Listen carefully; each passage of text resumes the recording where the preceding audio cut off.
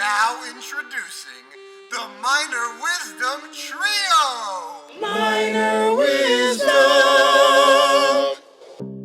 Hey, how's it going? It's kind of late for me to do my intro for this podcast. I've got Laura Garza on. Laura is another one that came onto a list of people that were recommended by Mel Hinosa Edwards. There it is. I had Laura on about a week ago now. And full disclosure, this one's long, which is good. Like, it's not a bad thing. I know last week I think I said short is also good, but it really depends on the mood. You know what I'm saying? But anyway, no, this one's a very meaty one, and there were some issues. So not with Laura, just with so my school decided that Zoom was no longer necessary. I guess the pandemic is over. And so we went down to having 40-minute Zoom calls, which I thought was going to take place. I knew that was coming, but I thought it was going to take place over the spring break holiday, and it had already happened. So there's like this weird pause break thing that happens when Laura was getting kind of emotional. And so I felt really, really bad when we were chatting, and she was kind of spilling her heart out, man, and being very vulnerable.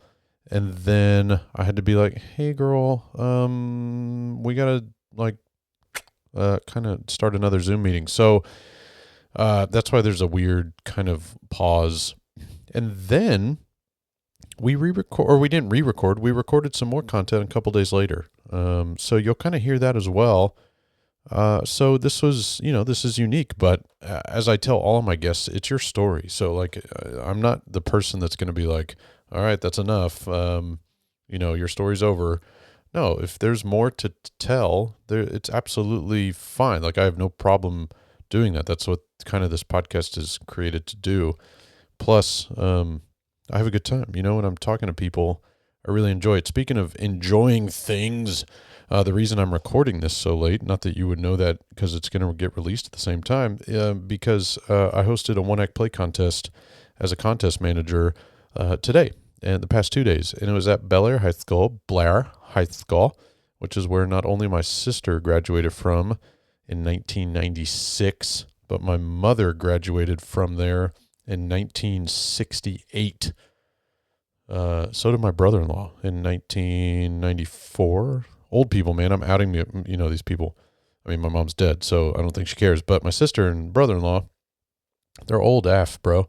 So anyway, hosted at Bel Air, and shout out to Adrian, Kayla, Allison for being amazing hosts. Congrats to them for advancing. But it was fun. It was fun to get kind of, as they say in Texas, back on the saddle and be a contest manager for a contest. Next week I'll be, or I guess as this drops, it's kind of this week. Depends on if you think Sunday starts the week or if Monday starts. But anyway, I'll be in Dallas on Friday, hosting an early buy district.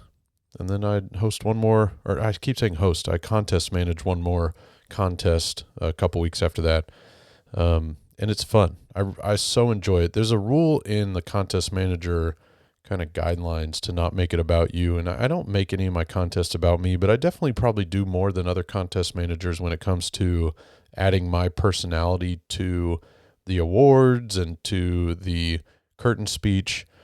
And one, that's just who I am. So I'm not going to change who I am. I'm unapologetic, if you will, on my personality. And it's not like I'm a jerk, but I do add some Flava Flav into there. You know what I'm saying? Flava Flav. And make a couple jokes, call some people out when they're doing funny things. Like there was a kid during the awards ceremony that just had this crazy talent to do weird noises with his like mouth and throat, and made like a, not an air horn type noise, but I don't know what it was, but it was awesome. So I called him out during the awards and said, that was really cool. You know why? Because UIL is not about you, the one listening, probably because you're a director. it's about your kids, man. And if the kids are having a good time and you can keep their minds off of some of the nerves and the stress and all that stuff, and just let them tell their story, and maybe through the comedy, through the breaking that up, they're allowed to be kids, you know. So be it. That's my philosophy. So if you don't like that as a director, then don't hire me as a contest manager, because I don't want to be your contest manager if you're going to be all snappy and serious and stuff. So yeah, so there's that. I think that's. I had Justin Simeon on. Easy for you to say. I had Justin Simeon on like almost a year ago now, probably more than that. He is the director of Dear White People. He is a director for one of the Star Wars, the Landau thingamajiggy that's going to be coming out not too far down the line. That's public knowledge. It's not a secret. He directed a couple other things, but his new movie, Haunted Mansion, is out. It's the Disney ride, and that's so cool. Justin is a Houstonian, went to HSPVA, and so if you want to listen to his story, now he knew about this project back when I talked to him, so movies take a long time, so he does not mention it. He may or may not have mentioned something that he didn't mention that specific thing, but he mentioned, and he might have actually done this on the record, that he's doing something that was about his childhood and kind of close to his childhood. So there's that. I think that's it. I'll do a little tech interlude, tech tip, just a tech tip of the week. And that's about it. So enjoy Laura Garza. Oh, buy a shirt. I've made that public again, and I'm going to post that on Facebook tomorrow. But buy a shirt, please. It'd be awesome because I just paid for the hosting site, and I don't do this for money. None of it. So also last week I mentioned Trifecta. That's still a thing. So look up Trifecta or Cat Steffens. And again, like I said, don't make money off of these things. I'm just a friendly guy. You got a friend in me. Enjoy this interview with the kind of awesome, she's at San Antonio College, Laura Garza. Enjoy. Oh, and happy UIL season, everybody. And March Madness. And Women's Month and stuff. All right, bye. I got bit by the bug, so to say, when I was like 4 years old. My parents put me in a summer camp. I was born and raised in a little town called Eagle Pass, Texas, a border town, the border of Piedras Negras, Coahuila, Mexico. So, not a lot to do there except cruise up and down Maine. That's all you can do on a Friday, Saturday night. Go around Sonic a couple times and you go home. That's it. So, 4 years old, my mom put me in a theater camp. And so I loved it.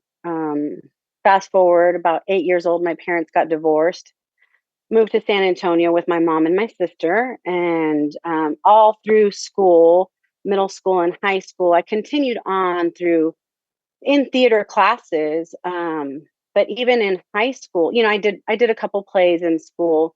In high school, my main performance outlet wasn't theater. It was in color guard, right? With the flags and rifles and that kind of stuff. I really enjoyed that. That was my Friday night thing with the band and stuff. I was more of the band geek with the flags and that kind of stuff. But I still continued in theater. I went to John Marshall High School. I did classes with Marion Sweatman. But freshman and sophomore year, I was in the other class, which was like JV, with another woman. I won't mention her name. She wasn't as kind as Mr. Sweatman was, or as influential. And I will never forget this. There was, tryouts for whatever, auditions for a show. And she, for some reason or another, I didn't get a part or whatever. And she said something like, I said, well, why is it that, I can't get the same role when, I feel like I did just as well as this other girl. And she said clearly in front of everybody, really, really in a very rude tone, she said, well, to be honest with you, Laura, you just don't look the part. And of course, now, I mean, as an adult, I understand that. But when you say that to a teenager that way in front of their peers, it just feels terrible, right? And when you're a teenager, it's all about looks and all of that, and you just don't feel comfortable in your own skin. It just felt terrible. And I just, came back at her and I said, well, excuse me, but I thought this was an acting class, not a looking class. Of course, I got in trouble for it. She took me to the principal's office, and the principal, because I was in band and color guard and I always had really good grades. He was just like, okay, Laura, what happened? And I told him, and he was like, well, just go to class, you'll be okay. Don't worry about it. I didn't get in a lot of trouble because he was, he liked me and it was all just fine. So, he was like, just chill out. Don't make any more trouble for yourself. All right. So after that, needless to say, I didn't put too much more emphasis into that class. And I never really got involved in like UIL and that stuff with theater in high school.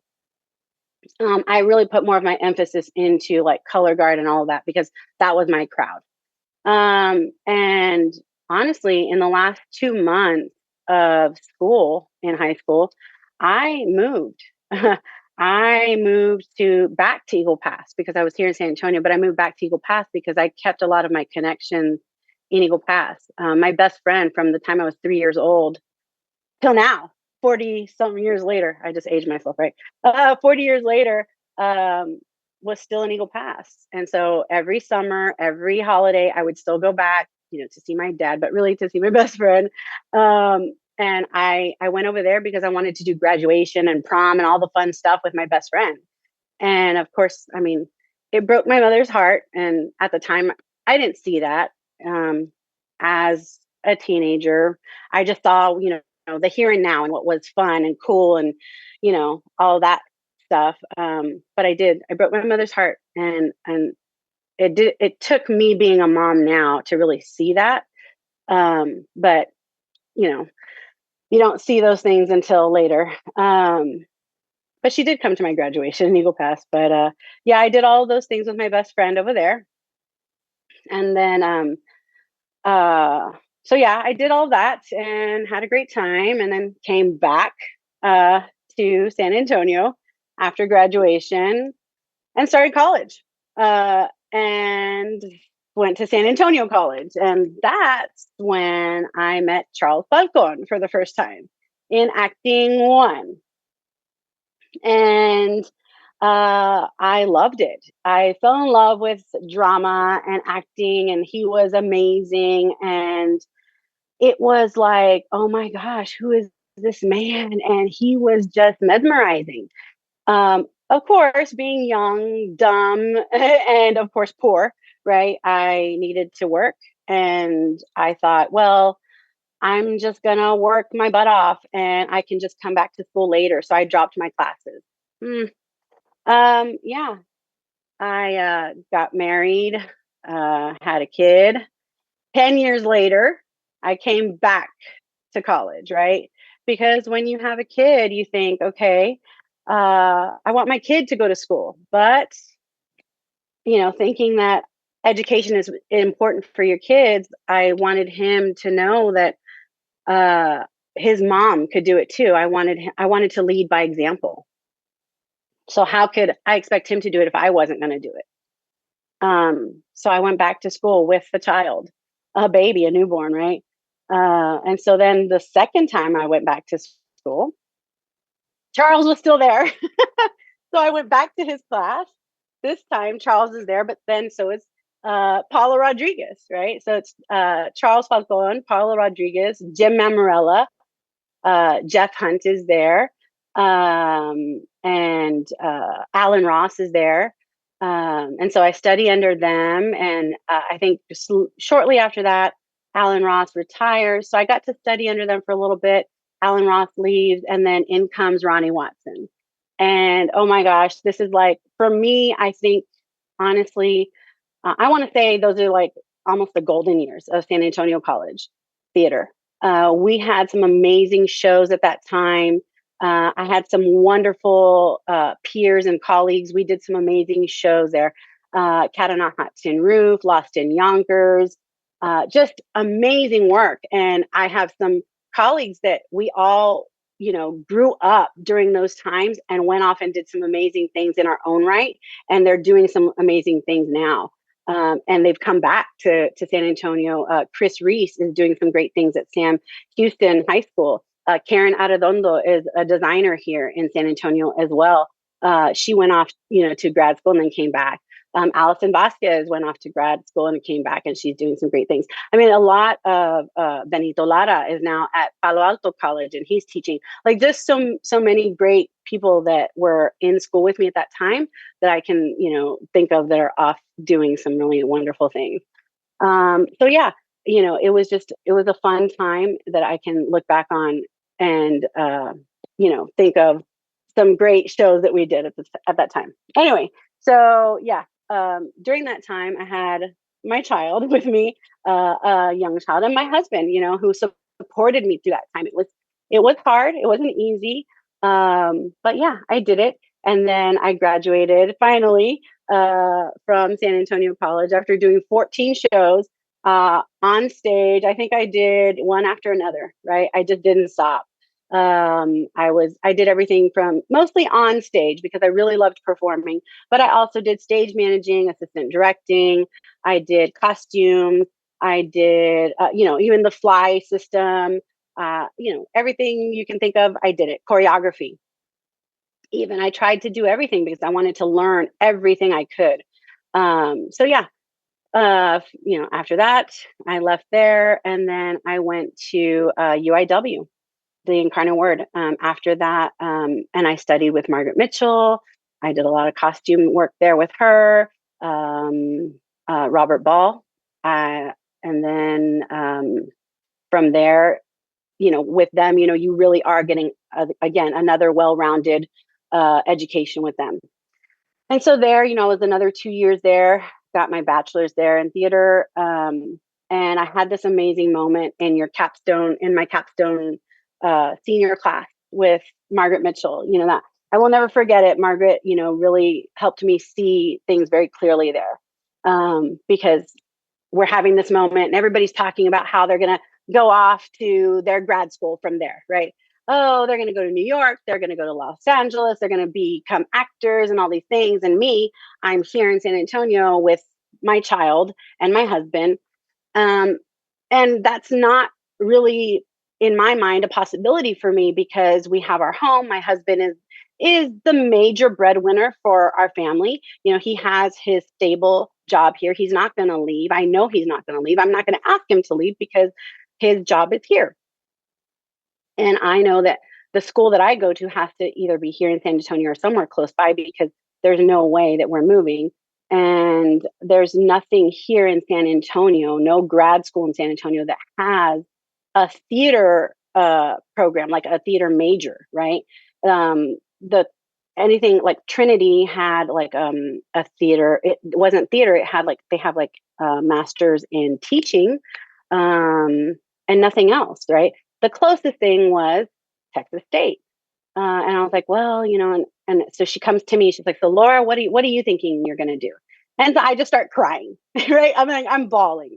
And she's like, why are you crying? And I'm like, because she's like, because what? I was like, because I want to get my degree in theater. And she goes, okay, so then get your master's degree in theater. And I was like, yeah, but I can't. She's like, why can't you? And I said, because the closest thing to us is Texas State. And my family is not going to move to Texas or to San Marcos to go get my degree in theater. My husband lives here and he works here and he's the one that makes the money for our family, and I have a son and I can't just pick up and leave. And she's like, so why don't you commute? Why don't you figure out a way to where you can, she's like, think about it. I mean, classes are only, depending on what classes you take, 2-3 days a week, you could make it work. I mean, if you're smart about it, and she said it the best. She said, it's a short-term goal she said a short-term sacrifice for a long-term goal. She's like, you really have to think about it that way. because this is something you want in your life. And if you really want it that bad, you will find a way to make it work, And at that moment, it just really clicked for me. I said, you know what, Margaret, you're right, because it is something I want in my life. And I don't want to, she's like, if you don't want, you know, a, a master's in teaching, then don't get a master's in teaching. Don't settle for anything less than what you want in life. And she was right, because I wasn't going to be happy with that. Um, and it's true, because even though I did end up later getting my certification in teaching. That's not what I wanted. I wanted to be a director, because that's what was in my heart. As we went through the rest of my schooling or my education in Incarnate Word, I found a passion for directing, right? Because yeah, I loved acting and I loved performing, like everybody does, right? Well, most people do find like their first passion for whatever it is that they're good at, right? I was great at performing. And yeah, that's where my niche was. But then after a while, there's something else that calls to you, whether it's stage management or tech or something. Well, when we were at UIW, something just called to me with that directing, and I found that I was really good at it. And so when there was something about, you know, uh, actors doing what I envisioned them to do, and then the audience connecting to it in a way and laughing at what I had kind of concocted. I don't know why, but I really enjoyed it. And I was like, okay, this is working, and my ideas are coming to life, and the audience is reacting to it. And this is really cool. And oh my God, my ideas are coming to life right now. And I'm finding a way to, like, make this work. And so I really enjoyed it. And so I wanted to become a director. I didn't want to just go and get my master's in teaching. And so I wasn't going to settle for anything less. And the fact that she really made me see that, I will forever and always be indebted to her, and thank her for that. And so, yeah, I made the decision. I talked to my husband. Like, I came home that night and I said, hey, I want to talk to you about this. This is something I really want to do. And he said, you know what? Okay, we will make it work. He agreed. And I said, okay, great. So, I went ahead and filled out the application, and he said yes. And he agreed. He said, yes, let's do it. And we made it work. And you know what, for 3 years, and I'll tell you how that came about. For almost 4, for about 4 years, I drove back and forth for, however long it takes, from San Antonio to San Marcos to get my master's degree in directing. Yeah, for however long it took, because that's what I needed to do. So that was, that was all due to her just making me see what I really, really wanted in my life, But, well, at least when it comes to that part, to directing. So yeah, after that, fast forward, and I got my degree. I came back to San Antonio. Well, I was already here in San Antonio. I'm here, and then I'm like, okay, got the degree. Now what, right? Well, I was there at Texas State, and I was just going to get my MA, because at that time they only had the MA program. And so while I'm there, my advisor and director at the time, and Professor Chuck Nye, Dr. Nye, he was working on developing the MFA program in directing. And he had said, I had seen him like working on paperwork, something about an MFA. I said, hey, Dr. Nye, what is that you got in your hands right there? He's like, oh, we're putting in the paperwork so that we can, make this an MFA instead of just an MA in directing. I said, oh, is that right? And he's like, yeah. And I said, so is that going to happen like this year? He's like, well, if I have anything to say about it, yeah, it'll happen at the end of this year. And I was almost ready to like graduate. And I said, so if I stay another year, would I be able to get into this MFA program? He's like, I think so, yeah. And I said, so then I shouldn't apply for graduation this year? He says, not if you want an MFA. I said, okay. So instead of getting just my MA, I said, okay, I'm going to take some extra classes then this semester. So I stayed and I did the Oregon Shakespeare Festival like thing that summer, and I kind of just, you know, bided my time for an extra semester, took some extra classes, probably an extra class or two that I didn't need, but for the like a semester. And then the next semester, I, just kind of rolled over into the MFA program. And so, while it took me a little bit longer, for me, it was totally worth it because I wanted the MFA, which is, for directing, it's a terminal degree, which, was totally worth it for me. So I stayed. I was able to become, one of the very first candidates in the very first cohort of the MFA program at Texas State, which is really, really great for me because I was excited for that. So then, I get my degree 2013, and then I'm here at, San Antonio, and I'm like, okay, now what? I have my degree. Now what? Of course, what full-time job am I going to get? San Antonio College is not hiring except adjuncts. Nobody's hiring except adjuncts. And part-time adjunct work doesn't pay the bills. So, I was working adjunct for about a year. And I loved it, right? It's San Antonio College for me, again, was like home. I loved it. And I also worked with Northwest Vista for a little bit, as well as an adjunct. But like I said, doesn't pay the bills. Then a school, Basis Charter School, it's a charter school. They put out like a thing saying that they were hiring, and so I applied. My husband actually found it. He's like, "Hey, babe, there's a full-time job position. Hiring. It's K through eighth." And I was like, "Oh, kinder? I don't know." I was like, "Well, no, you would start like fifth grade through like eighth, and then you grow with the kids like as they continue to go up in their schooling, you continue to grow with them." I was like, "Oh, well, maybe I could. We'll see. I don't know. Middle school, I don't know." I was like, "Oh, we'll see," right? I was like, "We'll see." I wasn't sure about it, but I was like, "I'll try it." So I went ahead and applied, and I got the job.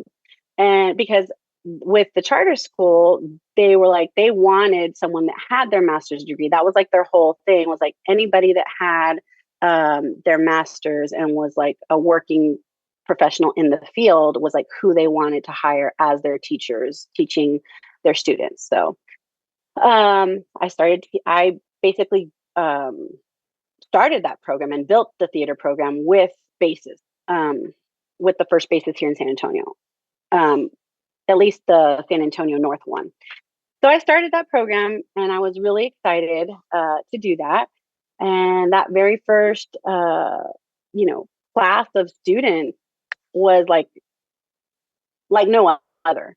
I couldn't have asked for a better class of students. They are still I still call them my drama babies to this day. They still keep up with me. They have since graduated. I have one that went to school in New York, another one that's in Oklahoma. Like I have students all over the place right now. I mean, that school is like a STEM school. So they're like really, they're smarter than I am. They're like geniuses. They're amazing. But through it, they were hungry for like the arts, and for theater, and they were just soaking up. They're like sponges. They were just soaking up everything that I had to give them, and they were amazing. It was just like, everything that I said, they're like, and more and more. And so it was just really like one of those once in a lifetime type opportunities that I had with those students. And so the first year we didn't have a lot because we didn't have a stage. It was like more like a cafetorium type situation, right? So the first year we didn't have a lot, but we did what we could with what we had. So the parents were really great at being supportive, and so whatever we could do, we did. We did like a version of the Grinch that we put together and wrote, and we like did like Christmas trees and put like gift boxes together on stage. And I had a friend of mine help me with some rented lights, and we put speakers and whatever we could do. Right.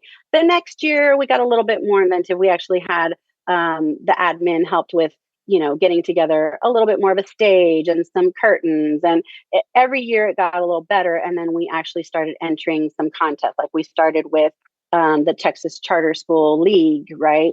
And so the second and third year, we actually, took home like the championship with that league. And then the third year, I want to say, we started getting more into UIL because we're like, okay, let's start. Because like I said, I wasn't really into UIL in high school. So I was like, I don't know about that kind of stuff. But then they're like, well, why don't you guys try UIL with basis? And I was like, sure, why not?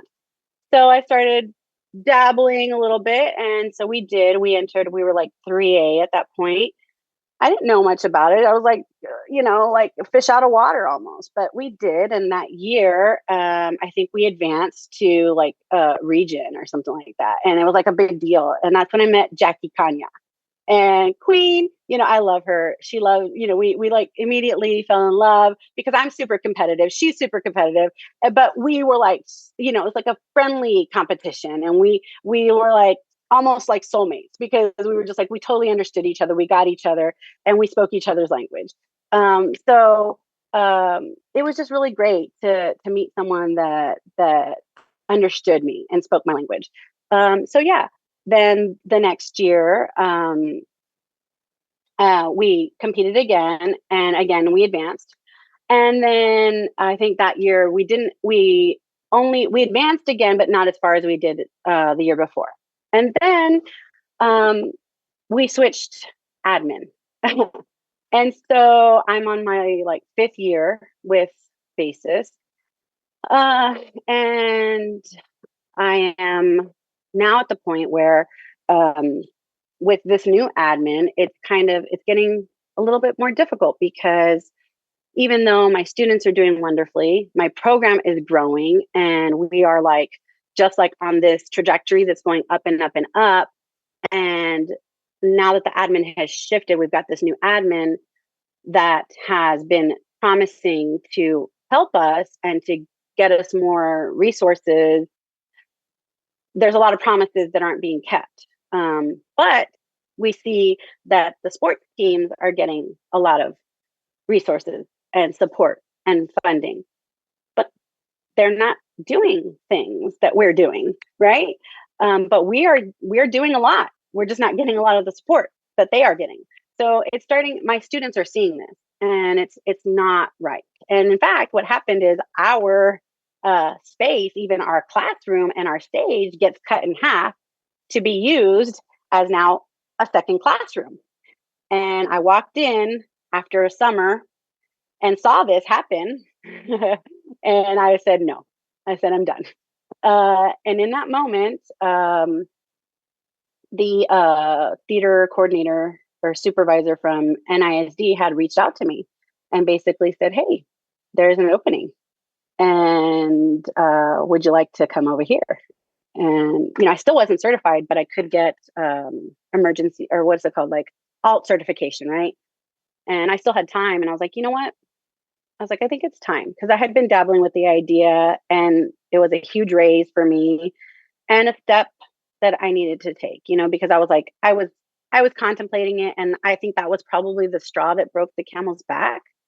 And even though I love those students, because, I did, you know how it is, like it's always the students that hold us back from doing these things, from moving.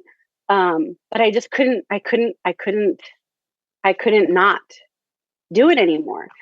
I don't know if that's the right words, like that I couldn't not do it anymore. It was just enough. I couldn't stay anymore. It was a move that I needed to make, I guess, for my own sanity. And those students were about to graduate, and they know how much I had tried and tried and tried.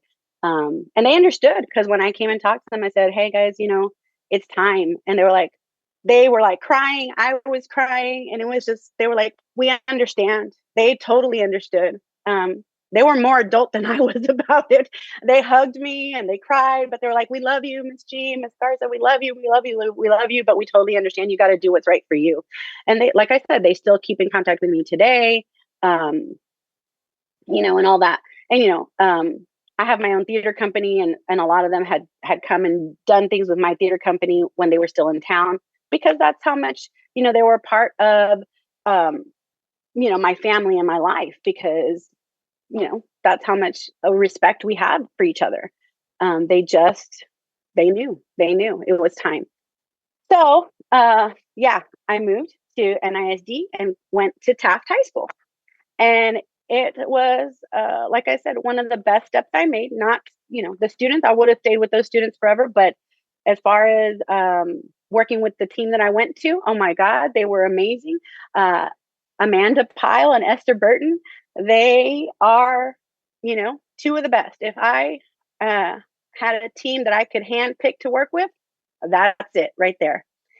They are amazing. That's like the dream team right there. And we were the dream team.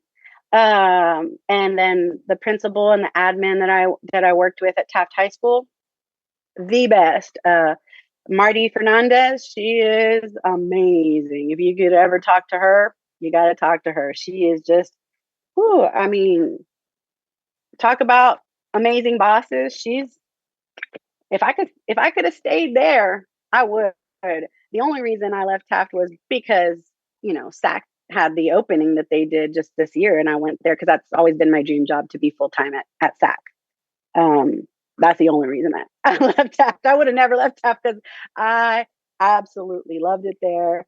And yeah, like I said, working with Amanda Pyle and Esther Burton, they're my sisters, I shared an office with Kyle for 3 years, and it's no secret, she's one of my best friends, and she braids my hair. So yeah, I will never stop thanking her for that, because nobody braids it like she does. But yeah, so yeah, being there was amazing. They took me in like family.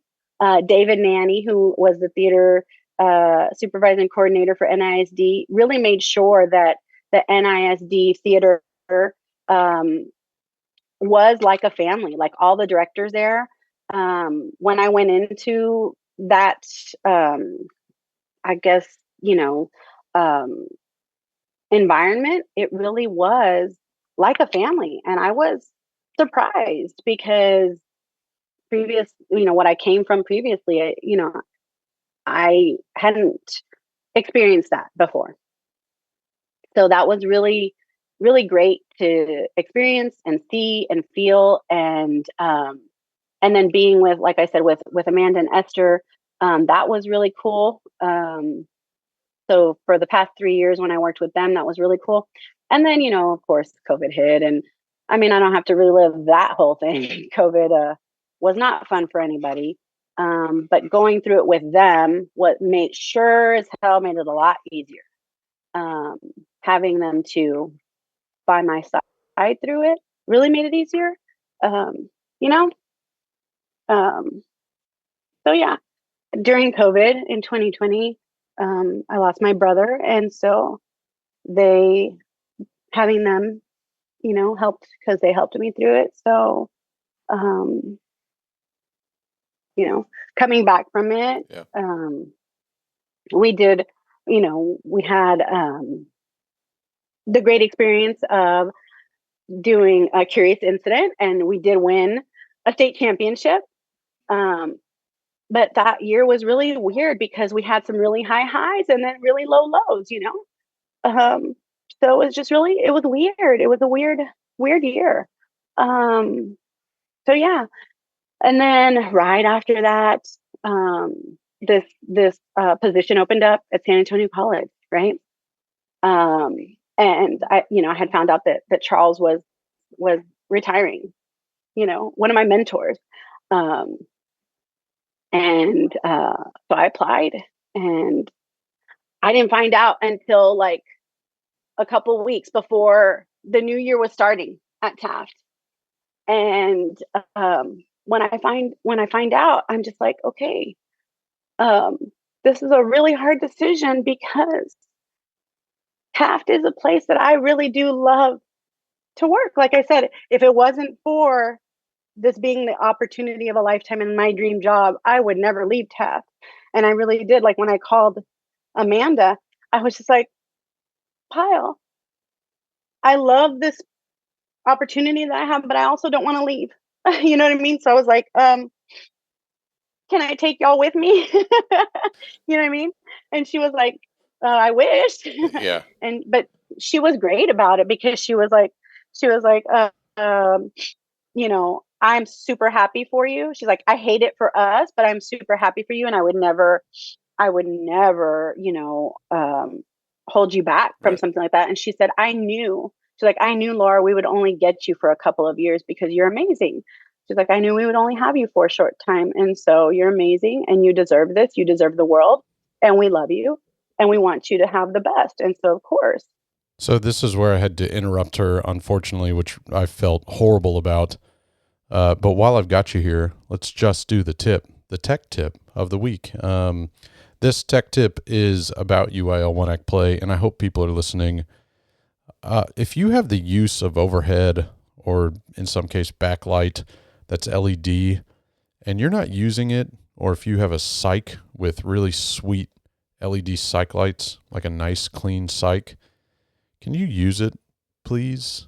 Please? Just for me?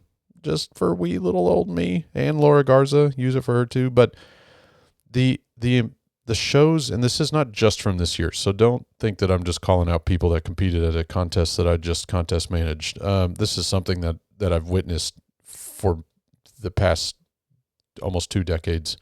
Not that LEDs have been around, but backlight has. And if you have the option to add color to your show,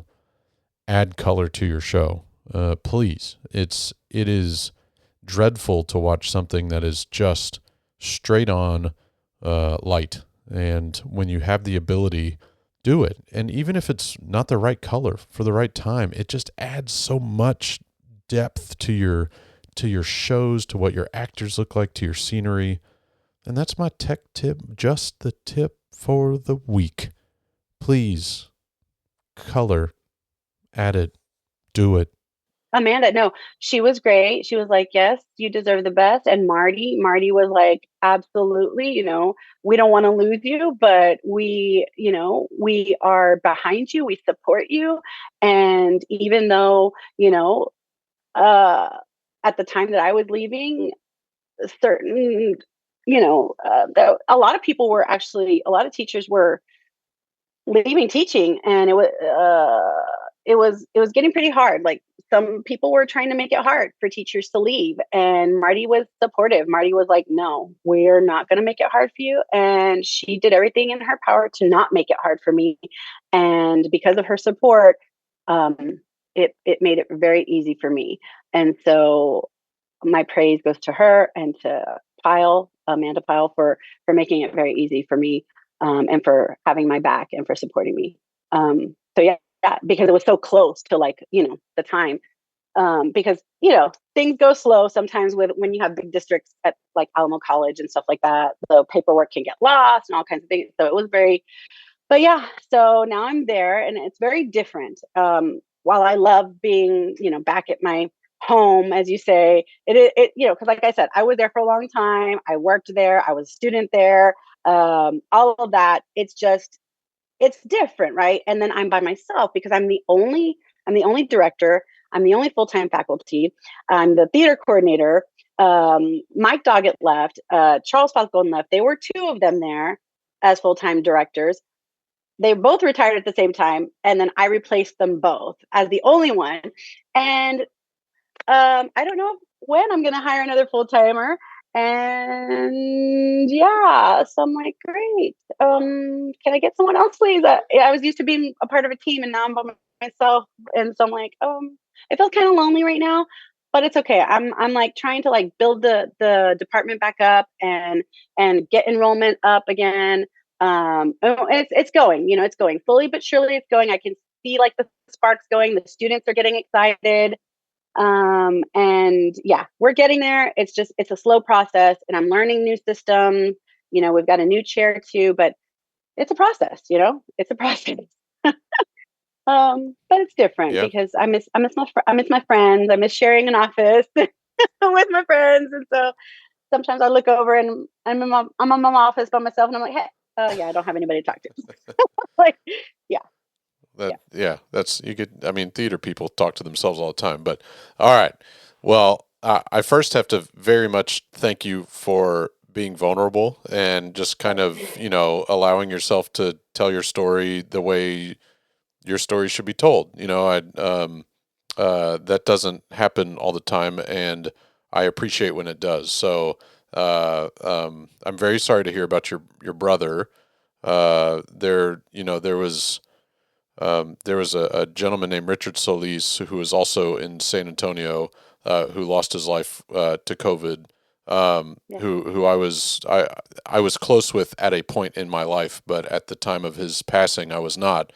But it brought a lot of the people that were surrounded by, or that that surrounded him at the time that we were all close back together, and those are those positive, if there can be positive or silver lining elements to the living that come out of such sort of negative times.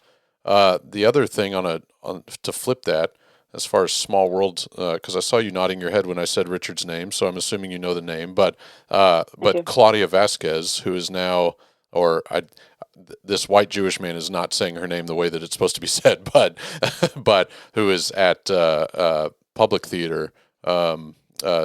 She and I went to school together, so I'm assuming you know who she is as well. But artistic Yes. director, yeah. So just Yes, I do. small world, crazy thing. So okay, on to the either goofy questions or the serious questions. I don't know. We'll start with a very specific one.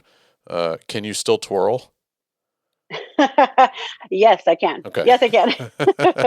I I don't know how well, but yes, I can. that I when I taught at Dulles High School, the band director was also in the color guard back when he was in school, and it was one of those things like riding a bike. It seemed like that. Was Yeah. he as good as he was when he was 16 years old? I don't know, but did he still have the sort of muscle memory? Yeah, once you learn, you can't unlearn that because they drill it into you so much. Yeah, It's like as soon as you get that pull in your hand, you just start going. It's just like, yeah, yeah. yeah. Um, so what did you mentioned the time that you had in high school, the sort of negative period. Um, uh, Yeah. what positive did you take out of that you kind of have turned into your career now that you kind of Yeah. use in your daily Right. life? Well, I did mention that I do have my own theater company now, Teatrada San Antonio.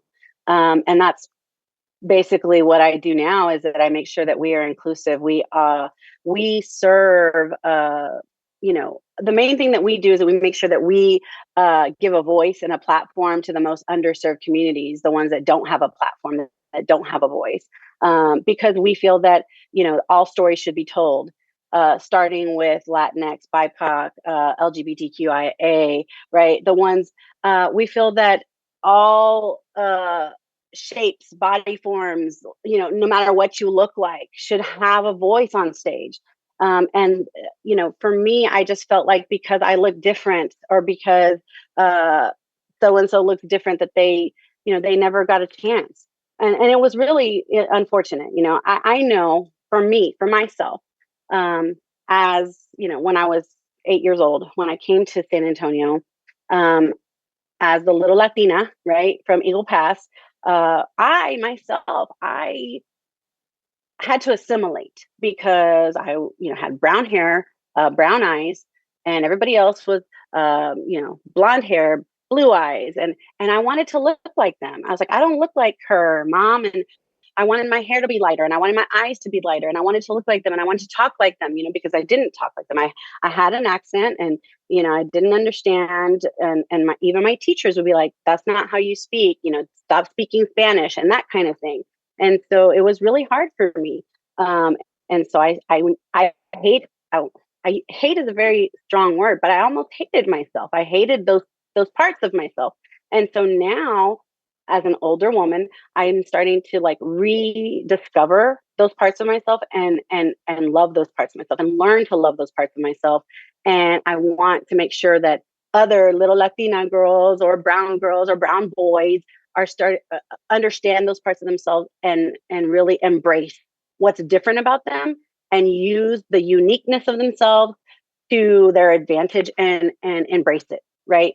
And say, no, this part that's different about me is beautiful and is uniquely me, right? And so I want to showcase that on stage. And so that's what I take into my theater company. That's what I use even in my classroom, right? It doesn't matter what color, what size, what shape, all those stories need to be told, all of them. Right. And so that's what I try to really use to in class and in my theater company. So yeah. Yeah, good. And it's a good segue to this. When you went back to school, after, you know, having getting married, having a child, all these kind of very real life situations, right? Were you just kind of inadvertently a mentor to some of the kids that just came out of high school? And you know, I know you're there for the same purpose that they are, but there's no denying, you're older than them. You've experienced, Yeah. you know, more life than they had at that point. Did you just kind of turn into a mentor that they used and kind of looked up to in classes and such? Yeah, I became the mom. I became the class mom. I really did. And it's funny, not only did I become the mom, I usually was the leader. I naturally became the leader. And then it was funny because I always got, cast as the mom or the grandma too. And that's okay. But then I understood, I understood why. But, it just did in an ensemble setting too. We would get on stage and be like, okay, let's get into warm-ups. And I knew what my role was. It was like, let's go. I need to lead by example. I need to let them know we're going to do this. And then the students would come. I would have the younger girls, like they'd come in crying, or the boyfriend broke up with me and blah, blah, blah. I'm like, come here, let's go. Let's talk. Girl, you don't need that. Let's talk, and right away, I would just like bring them under my wing, be like, let's come here and talk in the corner, because I understood what they were going through at that point. Yeah. Right. So yeah. So you also mentioned that you liked one of the things about directing, that you liked the reaction that you were able to kind of manipulate a scene or a show or whatever to get a reaction from a crowd. You may have not meant to do this, but you kind of sounded like you lean towards a comedy, because that's kind of a comedic, a lot of stand-up comedians say, I feed off of the reaction of the crowd and being able to kind of get them to react to what I want them to react to. Do you lean more towards comedy, or was that just kind of you mentioned it and it's more about getting them to react no matter if it's whatever the emotion might be? I don't think, I mean, I think I just said that inadvertently, because I like both. I like both. I mean, I love me a comedy, but I do love me a good drama too. Like I love them both. I love them both. Hard hitting dramas, Okay. because honestly, like when I first started directing, I started directing stuff like Neil LaBute, Oh. right? Like um, I don't know, Lighthearted dark. stuff. Yeah. Yeah, real lighthearted, real lighthearted. Yeah. So yeah, yeah. Okay. But yeah, I like them. I like people to laugh. I did now, especially lately. Mm-hmm. I've been leaning towards comedy because I just need to laugh. But I told my husband, and this funny because here I am talking to you, and here I am crying and all this stuff, being real vulnerable. And he told me just the other day, he's like, "You've been crying a lot." I said, "You know what? I think I need to do a show where it's just like real sad. I just need to get it out of my system." Yeah. I went to go see Fences last night. It was amazing. And I was bawling, like ugly crying. I really just need to do a show where I just can just let it all out. I need some serious catharsis. Like seriously. I don't know what's wrong with me. But yeah. Now we know where the season is going for San Antonio College. Yeah. I think we do. Next season, that's what it is. It's all going to be like, yeah. I don't know. So, okay, to lighten the mood, and then I'm going to go back into educational and theater stuff. So I see over your shoulder that you have a landline. Oh God. Is that, do you are you holding on to sort of Mm. the landline world, or is that just a prop or what? Oh, oh gosh. Okay. So, oh gosh. So Am I that talking to you on dial landline up is right now? here. What's going on? Anyway, go. No, like that landline is here because my mother-in-law lives with us. uh, So we're natural caretakers in our house. yeah. My mother-in-law lives with us and she has dementia. And so her sisters still call her and stuff like that. So we have to have a landline. She Okay. doesn't know how to Okay. use a cell phone. I So got you. Okay, that makes sense. That's good. I mean, yeah, my mother-in-law's here right now, so I understand the good. mother-in-law thing, but So there you go. yeah, There okay, okay. you We go. did just recently we got rid of our landline. So I'm pulling your, I'm ribbing you a little bit, Yeah. Yeah. but it is, Otherwise we wouldn't have one because it's yeah. a pain in the butt. Yeah, we hate it. We hate it. Yeah, companies are like, "Please, can you stop paying us for this?" Yeah. Yes, No, yes, I I get it. know. All right, good. I got that out of my system. So I work at a private school now, and actually, as we record this today, was our kind of course selection for the sophomores I look over, the advisory that I look over. And one of the things they had to kind of reiterate to these kids is when you choose an AP class, this is not a course that we control. It's the college board, because Mhm. these kids all are at private school that are used to the teachers almost on a day-to-day, week-to-week basis, kind of creating the curriculum just as the kids need it, right? Mhm. So the reason I say all that is because you started in charter school. So what is one of and that could be the difference. I could have just answered your question for you, but what is the like one of the larger differences for you when you went from charter to public school that you either had more control over, less control over, whatever it might be? Oh my gosh. Like as far as So the I know you had a students or stage. Well, I mean, just something that was new to you, not necessarily the students, not a demographic thing, not a reaction thing. You mentioned how those students at the charter school were very spongy, were very they wanted information. But I mean, when it comes to sort of, I guess, more of the the administrative side of things, when it comes to how was the curriculum taught, hmm, was somebody looking over your shoulder, always making okay. sure you're doing something, Okay. that kind of thing. Okay. Well, I mean, for both, I mean, we really, in so for example, you do have a very strict, more of a strict adherence to the TEKS with public school, right? There's a very like strict adherence, like you make sure you're following the TEKS, and there's all of this the guidelines, right? With charter school, they're not too concerned with it, right? They're not too concerned with the TEKS. It's more about hitting benchmarks, yes, like what is the information they're learning, but they want to see more like show me what you're learning, right? Let's see the outcome at the at certain times of the year, like okay, at this unit, okay, so like in March, let me see, if you tell me in March you're supposed to have this outcome, let me see proof of that. But it's not about these check marks, teaks that we're checking off, which I found to be kind of Yeah. tedious. Yeah. You know what I mean? I mean, we all know. We all know. Yeah. I think that sometimes we can say we're checking off those things, but really, who's measuring that and keeping up with that? Um, when actually, if you're seeing it and your principal, who is supposed to be keeping up with that, or your coordinator is looking at it and actually keeping up with that and seeing it, well, then that's a different story. Visually, there's a different story. But when it's just a paperwork check mark, anybody can do a check mark. Right. I don't think, you know, um, I honestly think just trying to keep up with like another set of paperwork and check marks is just someone trying Yeah. to say that they're doing something when it's not really. Yeah. So I don't know if this is a paradox. I think I'm just using that word because I want to sound smart. But the thing about TEKS, with there's no TEKS for football, baseball, basketball, athletics, right? Yeah.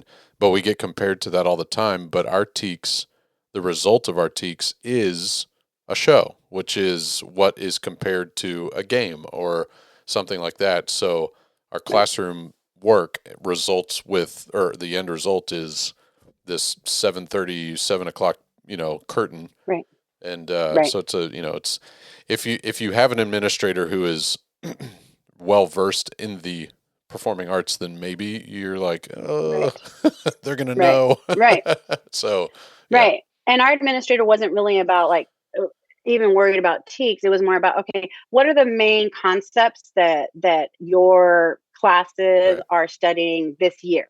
Break it down for me in units, right? right, Each year, what are the different units you're going to be learning? Okay, I'm going to come in this many times this year and I want to see proof of each concept. right, That to me was more, like it was more attainable. right, It was more realistic than trying to like break down all these little things and teach, because like you said, I mean, an administrator that doesn't really know all of those little, definitions, because they don't know, like they don't if they're not really well versed in, the fine arts or theater or visual arts or drama, dance, all of those, they don't know. right. So it's a waste of time for them. Yeah, yep. And then for us, because then there we are just doing a bunch of paperwork that we It's don't need. yeah, it becomes a technicality. Um, Yeah. so then, what was your most, since you didn't really grow up in the UIL world, and I've said it 100 times on this podcast that neither did I. What was the most Yeah. shocking element? That's not a great word for it, but what was the most shocking piece of walking into your first UIL experience? The most shocking? Yeah, Hmm. like were the rules kind of a shocking thing for you? Was it that you could only have a cast of a certain number? Was it, you could only have this many lights? You could only, all that kind of stuff. Hmm. No. I think for me it was it was navigating the UIL website and That's trying to find true. all the information that I needed to find. Yeah. That for me, I mean, honestly, it was. And this was back when before Paula even got in Yeah, there. Luis. Yeah. Because yeah, it was back then, because yeah, it was before she got in there, because I was like in there and like trying to find. It was my very first time in there, and back when I was with the charter school, and I honestly, oh my gosh, I missed, I miscalculated, and I was like, oh my god, this second, the next, because we advanced, and I had no idea that it was going to happen like over spring break, and half of my cast was going to go off, like they were going to go out of town, and they were like, but Miss Garza, we already planned, like we're going this, we're doing this. I was like, guys, we're advancing. And they're like, but what are we going to do? I can't, my parents and I was like, well, great, well, I guess we are not, what are we going to do? So guess what, we ended up recasting like some of those parts because some of them were leaving, but guess what, we still advanced Yeah. even with parts recast. And I was like, okay, cool, well, we're going on. Awesome. So I mean, we did what we had to do. So Yeah. just, Okay. because I was like, what do we do? And they're like, well, you just do what you got to do. And I was like, okay, Yeah. we did what we did. Got to make So theater magic. you do what you got to do. So I got two more questions for you, and I'll get you out of Sure. here on a school night. No. Um, Hey, yeah. So it's college. It's that's college. I'll be true. fine. Yeah. We're actually hosting. Guess what? I'm hosting a UIL clinic tomorrow, so I got to be there 8:15 in the morning. I got 7 schools coming tomorrow. Well, who's your? I mean, this won't air before that, obviously, but who's your Yeah. clinician? It's Charles Falcon Okay. and Melissa Utley, and then on Saturday I've got Omar Leos and Michael Avila for Okay. another 7 schools. Okay. Yeah. All right. Hey, that's good. Yeah. So are there things as a student when you were at SAC, are there things that you were like, oh, I wish we had this or wish we had that you now either are working on or have made happen as the boss that you can talk about? Hmm. Um, yeah. So one thing that I'm doing now is that as a student, you know, we always had to do practicum, right? Always. We always had to do practicum. But as an actor, we never got credit hours, right? Um, so what I did this semester, I said, listen, if you're in a show, you get credit, some credit, not all. You're going to get some credit based on what role you're playing. So you still have to do your practicum hours, but based on what role you're playing, you're going to get credit for some hours. So it's just a little incentive, you know, to dangle that carrot, you know. So that's one thing I'm doing because I always felt like we need to give them a little bit of break because they're still there every night in rehearsal. And then we still expect them to do practicum hours. That was one thing that I wish that they would give us credit for as an actor. Like, give us a little bit of break, you know, Yeah. because I mean, we're still here and then we still got to do practicum. And then, so that was one thing. So I'm doing that to give them a little bit. What else? I'm trying and I'm working on this. Is I told our chair, because we just got a new chair too. I was like, listen, we need some improvements made on the dressing rooms that are in the McCreeless, because in our small theater, we do have dressing rooms, but there is no like walkway to get from the dressing rooms to the backstage area. So you have to like come out into the lobby, into the other area, and then go to like to get to the stage, right? So it's like if you need to go to the restroom during this during the show, you can't. Like you have to hold it or you have to like crawl out. It's ridiculous. Like it's bad. So I've told him we need to like have some kind of, you know, remodeling done. So I'm working on that. Yeah. You know, other little things like that. I've been like trying to like get things done, but you know, little Yeah. by little. You know? That restroom thing resonates with me. When I was at Dulles, we didn't have dressing rooms. Now they have dressing rooms. We didn't have any dressing rooms at all. We didn't have anything. And so if you Yeah. had to go during a show, any one of our theaters, you Yeah. you could have been standing next to your dad at the urinal, you know, in full costume. I told the students now they didn't have dressing rooms in McCreeless at all. When I was a student, I said, y'all are lucky. We didn't even have dressing rooms. We had to go all the way to the other building. So y'all are lucky now. Yeah, that's your equivalent of walking up hill both directions in the snow. Yeah, that kind of thing. Yeah, back in my day. Yeah. That's right. So I want to get you out of here on this. I've asked this question before to college professors and you know college people. I first asked this to, I think it was Jim Johnson was the first time I ever asked this, which he was like episode 6 or something like that. What is it that you think high school theater educators could do for their students to get them better prepared to enter a theater program in college? And I know while you're thinking about it, Jim's answer was teach them how to be more organized, right? Keep a calendar, that kind of thing. Because they, at this point, they've been told when first period is, second period, third period, and then, you know, the director, it's always rehearsal from 4 to 6 or whatever it is, you know. Whereas now it's that's much more yeah, sporadic. that's definitely true. Yeah. That's definitely true. I think that's definitely true. The other one is okay, that's definitely true. I think no. This is why I asked it. Teach them that, but also I think teach them how to prioritize their time better.